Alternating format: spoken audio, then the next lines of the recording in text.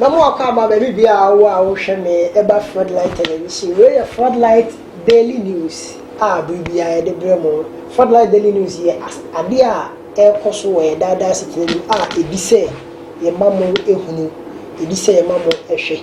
na ya e de bremo Floodlight television so na ye be kaya last week Thursday I think Thursday na ye juntuni a waba foforo speed a ode no enya agro ayi na enim se AY poyo na abrantie na ya ade bi a like eso ani esese obi a de ehwebie na onso ebetimi aye bia na onso aye was starting nyom to ya fan se corona ya mu na was starting nyom to na se corona ya mu na opie ya na speed a branch ne de no enya agro na nse ya na onya 1 million views ewo YouTube na branch na de obey so say baby a ofri no e wo se okai na wetin kokoye o mo ado enti sa 1 million views no sika na wo ya ye ni nyina na o say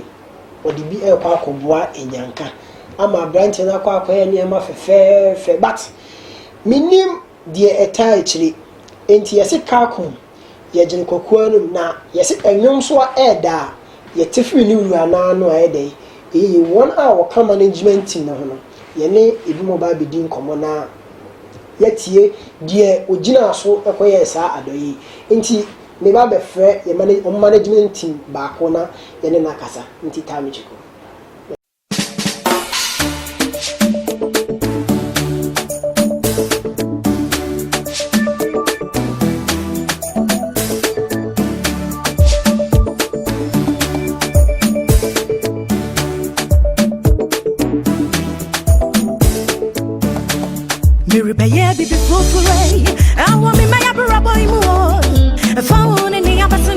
This is your year of restoration. Me repay before pray. I want me my boy moy. And found in the Abasanico. This is your year of restoration. Total restoration. Total restoration. And found in the Abasanico. This is your year of restoration. Macona mayo, Macona mayo, me betty. Masamako, I just saw by Ali, I'm so man, no. Samray mensa aka AY poyo management team ne baako me ne ba betwetwe enkomo e de afa adefefa waye na wotwe atwam enti na frɛ nam ne nakasa na ono an introduce ne ho ono kwa waye dai ewo AY poyo management team ne mu bia na de ho a wo se o kan bia ne waka obanigazie ni ba chompo mboko de Watching a mere do now, sir. Eradiadum, Messuno Yepa, Samley, Floodlight television, so and Yaton Safro, Efa, Jumedie Cassia, AY Puyo, Aquaquaya, Ediabua orphanage for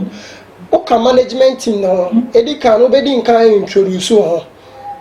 Jumedie Ben, Woody, our management team, na ye call Nay donation, Aquaquaya, Ediabua orphanage. Dear na butaibe ne sile ni so anase e dear ne ba ne tirimu a o se okwa akoye sa donation we say e de aboa orphanage nti we din kan introduce yo very much ya Floodlight TV for na mujuma mudi ene juma mobo mashita online the dia be fe dia no na masama ko mo new studio mo bi no me online na me ya Japan set up ni na FNT na bo ma baso ene juma modi na inshallah na a firm portfolio the another be na di ni portfolio na me na me road public relations expert for AY Puyo. Okay. Me road media tours ni ada di na no me na me handle. Okay. Na mo amu ni se na oye ni pe bia boni be fa se oye ade e fa no comedy okay na enyo to no enya bia ewom na o kai awon se ye wodwumadi bi e fa comedy bia e di musicians to so ne e di comedy for to so ne ade ade nti oye nua ni talent bi e ye ni GDSM ti se bia stand-up comedy. Okay. Na emuno a lockdown by obi asise demina nyamiadum as a comedy sa na the computer sim so no ye sa na etimi otimi shita obi na wana nwene hoda because we should be free ni mama ni papa ntemati ni school kom na wa bre pama SMP no afem entino kakaka etimi so ni muka se no we talent e betimi manage eni ade na eja ye so ni mu ne wabeshita African na Ghana Ghana eko na enu munna wo ho na se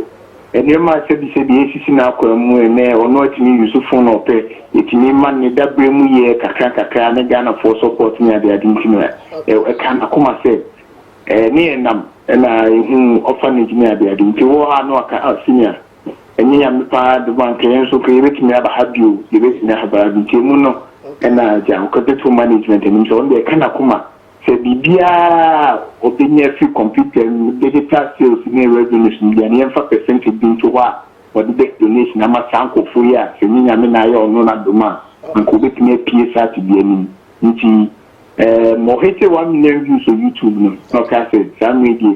se enye views ni so a ni so ade ni so no so beboa ni nyane ma mo orphanage ni children so ni less and that ni yente percentage bi a be taade a nti nya first one ono na say management say yenye sade ni man na campaign because sana tibian ko betimi akom na say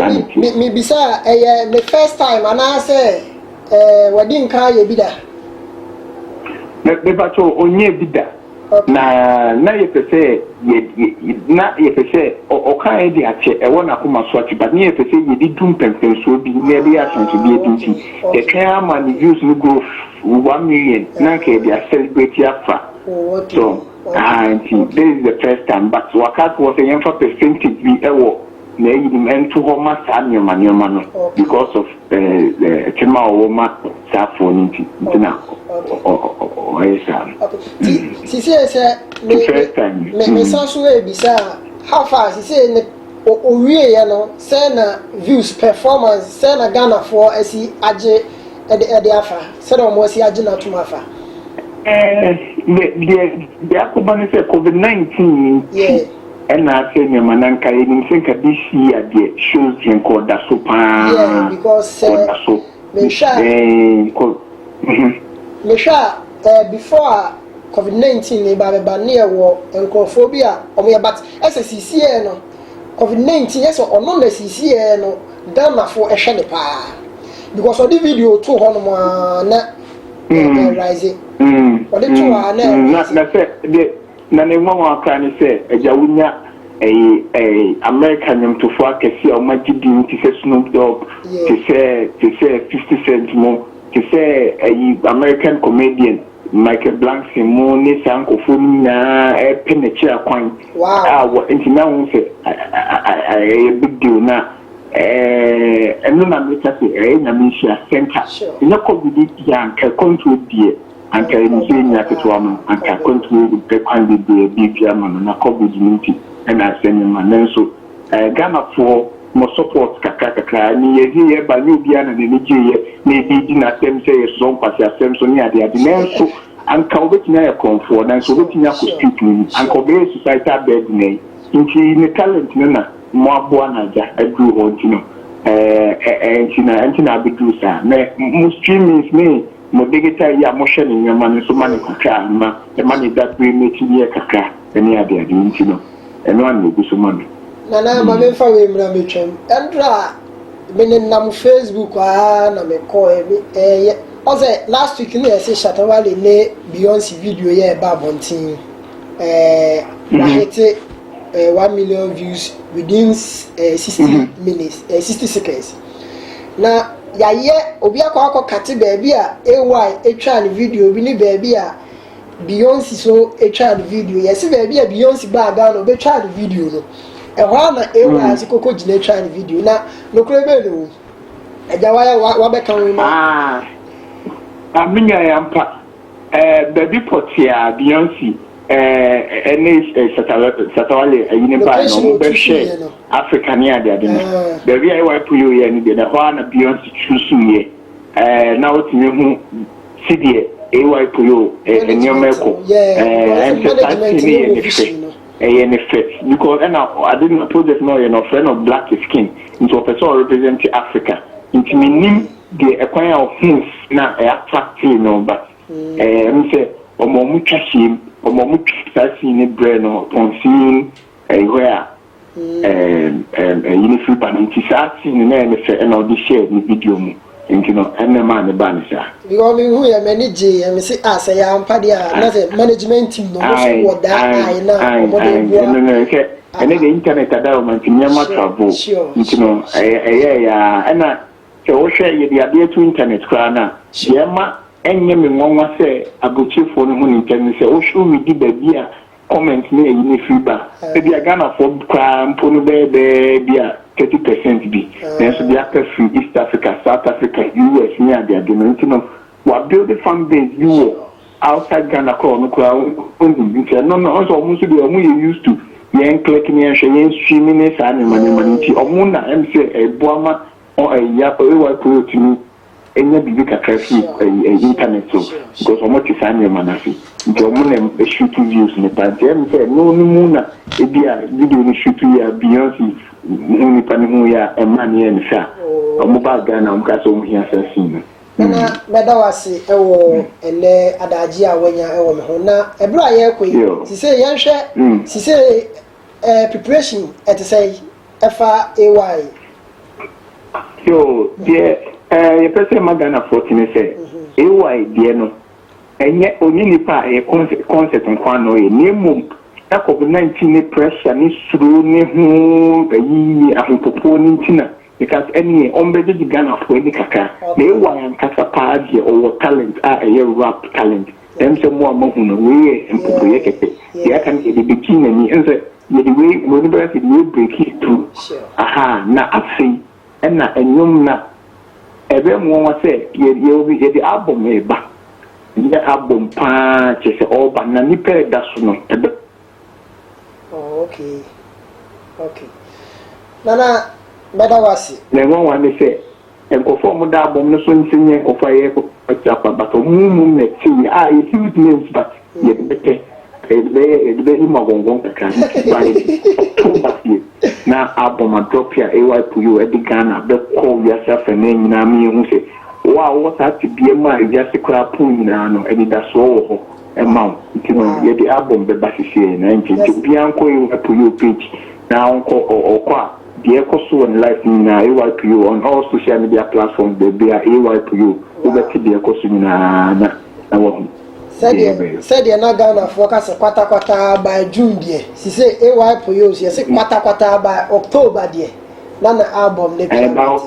by October na nyame bibia nchi na nyoma ye by October there AYPU the album back in Asante to Ghana hakra ni Africa na about Floodlight TV for ye be try say ye be mana bana wa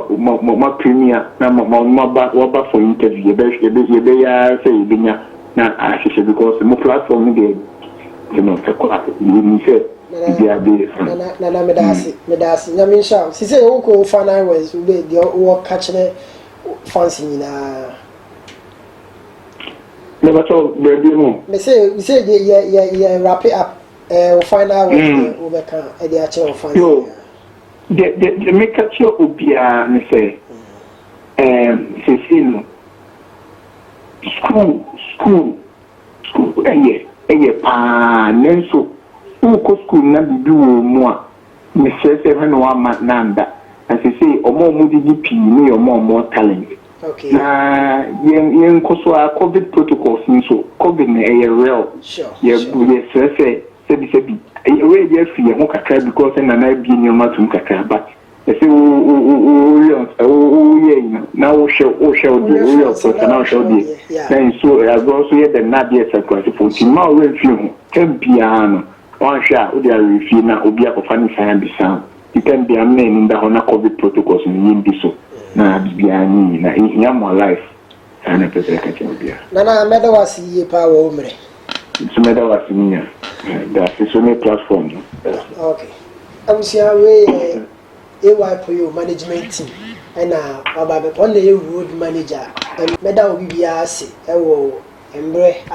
onya edema Floodlight Television koso anahwe na wa subscribe ewo bar no red bar na ewo hono na subscribe na betimi so ahye e de ama enkrofo bidu bibia ase medin e de Kashmu bye bye.